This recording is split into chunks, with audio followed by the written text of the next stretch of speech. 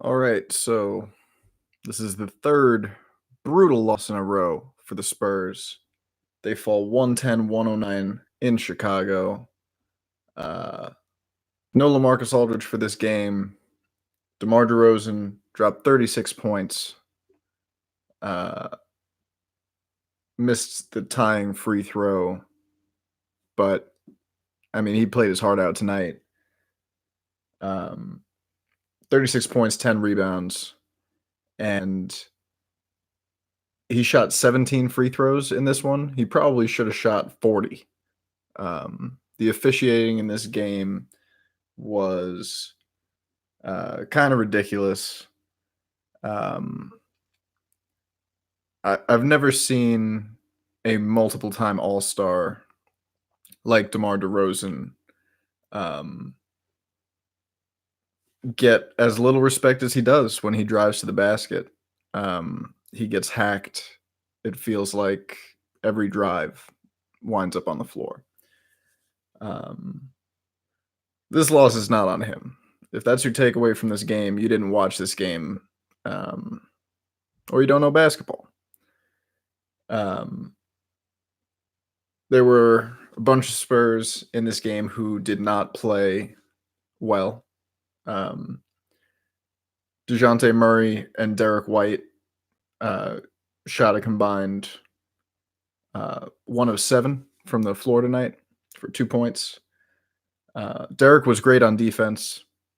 He took an elbow to the chops and went back to the locker room for a bit, but he was all over the place defensively, just not productive on offense. DeJounte only played 22 minutes in this game. He had 4 assists, but he was not super productive. Bryn Forbes, 1 of 5 from the floor, 0 of 4 from 3, 2 points. His typical defense. And for much of this game, he was guarding Zach LaVine on purpose, which I don't quite understand. Patty went off. Patty had 25. And Trey Lyles had a decent game by his standards. He had 10 points and 8 rebounds. The issue with Trey Lyles is that those games where he scores in double digits are kind of few and far between. And Jakob Poeltl got the start tonight instead of LaMarcus Aldridge, who was out. He had 16 points, 13 rebounds. He played really well for a lot of stretches in this game, but he also did some big man things that were not so great. He caught a ball. It was not his fault, that play at the end of the first half. Spurs just couldn't get an inbound pass to a guard with 5 seconds left, so they passed to Poeltl, and then he tried to take it up the floor, lost the ball, and gave up a layup. And then down the stretch in this game, I mean, he's not a good free throw shooter at all, but he was particularly bad in this game, and they started hacking him late. He shot just 2 of 8 from the free throw line in this game. And the Spurs lose. So where does this leave them? This leaves them at 20-26 with the trade deadline just days away. And it seems very unlikely that the Spurs are going to trade DeMar DeRozan or LaMarcus Aldridge. Seems very, very unlikely. I can't imagine Pop trading DeMar DeRozan like in the week that Kobe died. I can't see that happening.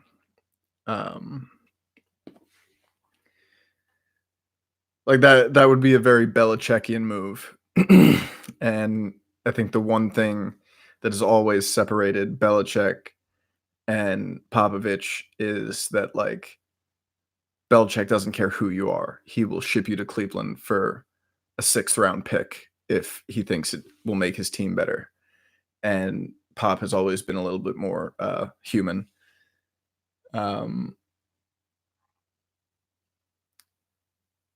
I think they have to be exploring trades for DeMar Carroll. They absolutely have to be. That whole thing is a mystery this year. Don't really understand it. Paying the guy $21 million, committed to him for 3 years, and he's just, wearing nice suits on the sideline.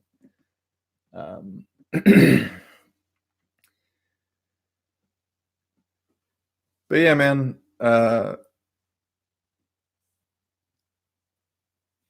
this was a rough loss. This was a really, really, really rough loss for the Spurs, especially. And I mean, there's never a good time for a 3-game losing streak, but you especially don't want to have one as you're about to embark on what looks like it's going to be the toughest rodeo road trip in the history of this franchise. 8 games, all on the road, all on the West Coast. Not an easy game in there. And they've got Utah before they go on that trip. And I mean, we might be looking at a Spurs team that's 20-35. I mean, they'll probably get one or two wins on the rodeo road trip, but like they could. They could go on like a Minnesota Timberwolves level losing streak on this road trip.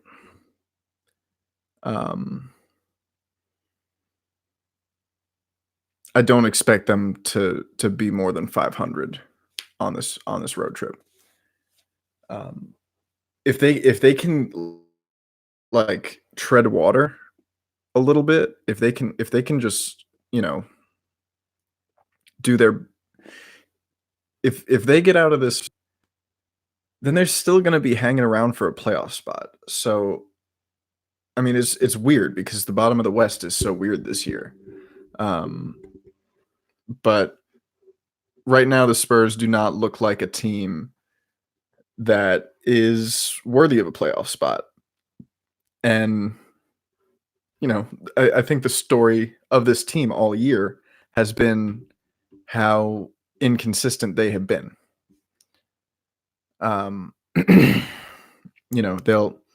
This 3-game losing streak against all teams they probably should have beaten. The Raptors are a good team, but that was a game at home. Comes after a 3-game winning streak where they beat Miami, they beat Phoenix, and they beat Zion in his debut.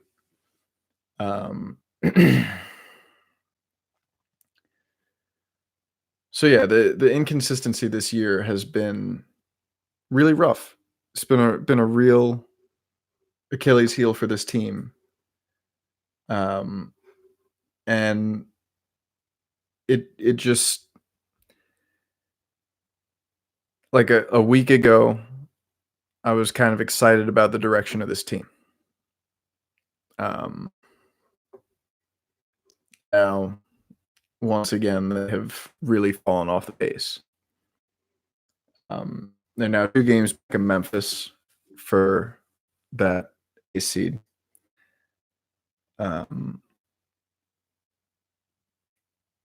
do you mean they need a scoring point guard? I mean, like DeMar DeRozan essentially plays point for this team. And Derek White, DeJounte Murray, like those guys score pretty often. Like they've been 2 of the more consistent and dangerous scorers on this team outside of DeMar and LaMarcus. Just didn't have it tonight for whatever reason.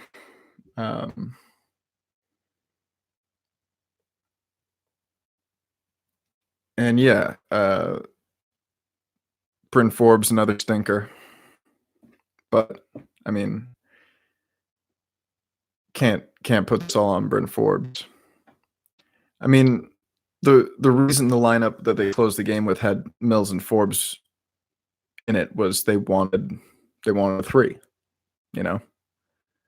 Um, it just kinda sucks that, like, you know, your better three-point shooters are also not great defenders. Um, yeah. Uh, obviously, this is just a basketball game, and, uh, even if you wanna extend it to a season, it's just a basketball season. Um, news yesterday with Kobe, with his daughter, the 7 other people who died on that helicopter,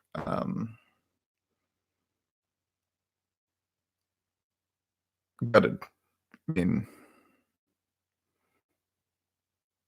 I didn't like Kobe. I was not a Kobe fan. Um, and I I can't remember being this gutted over the death of somebody that I had never met before. Closest I think is probably Prince. Um, just a really, really cruel reminder that life is short and uh, death doesn't discriminate. Um, Lamar Odom's post on it was, he put it perfectly. He said, Kobe's the guy that, like, if there was a helicopter crash, like, somehow you'd expect him to jump out and land on his feet. Um, and, you know, just just so sad for his family. Um, you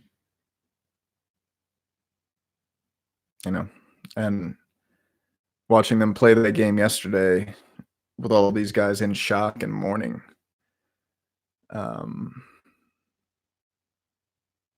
that was DeMar DeRozan's hero, and he looked way out of it yesterday. He turned it on in the fourth quarter, and he kinda carried that into today's game. Um, you know, like, he had he had 10 plays this game that were, uh, just pure Kobe. Um, and, however you feel about the guy, um, it's impossible to ignore the impact that he had on this generation of players. Um, Pop said before the game it was either, you grew up watching him and idolizing him, or you played with him. And, just a profound loss for, basketball. Um,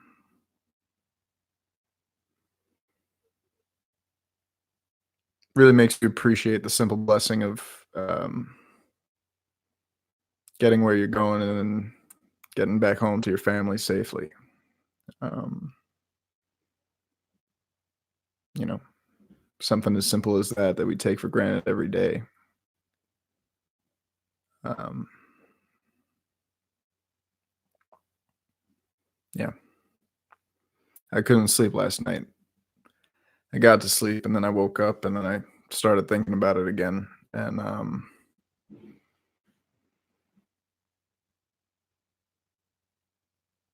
yeah, I couldn't go back to sleep. I went to 24-hour fitness at 4 a.m. for the first time in my life. And I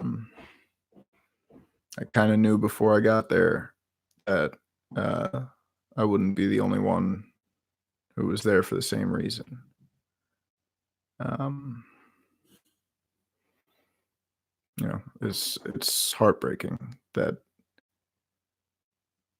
this man and his daughter were on their way to do this thing that they both love so much and they share this special bond over.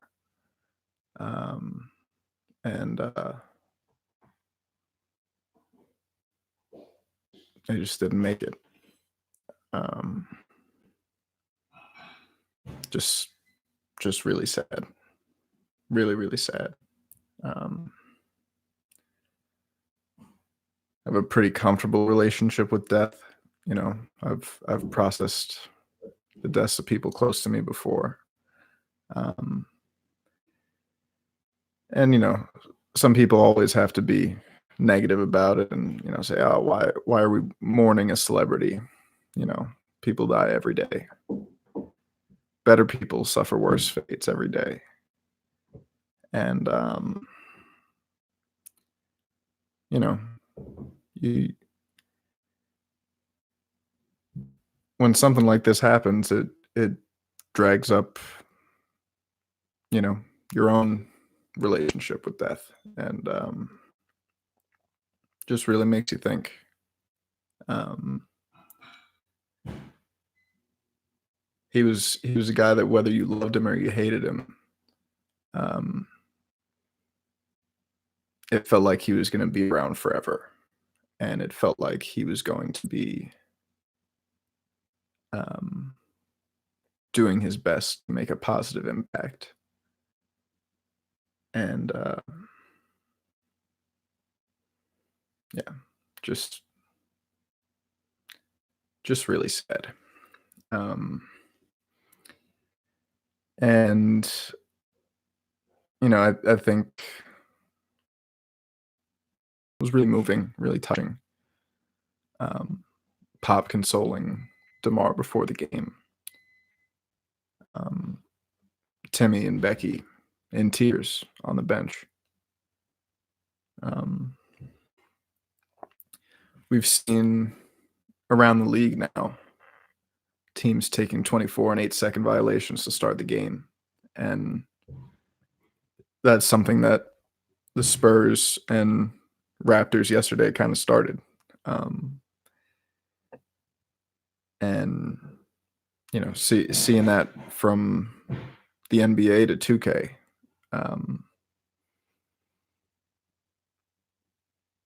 yeah, it's uh,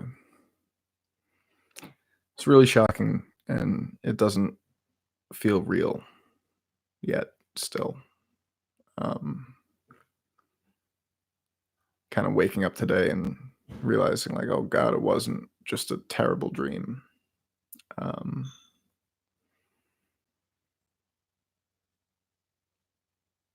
yeah, yeah, tough, really tough. Um, and it just makes you think, makes you appreciate what you got. Um, so yeah, um, think if you can take anything from that, it's um, that life is short. You never know when it's going to be over, and while we're here, we just gotta work hard, do what you love, spend as much time as you can with the people you love. Um, yeah. So as bad as this 3-game losing streak has been for the Spurs, it's just a footnote on a really terrible week. Um, as Pop said yesterday, tough game, tough loss. Who cares? Um, that's kind of where I'm at. All right. Um, Yeah, I don't have much else to say about that. Um, I'll leave it there. Love you guys, really do. Um, Good talk.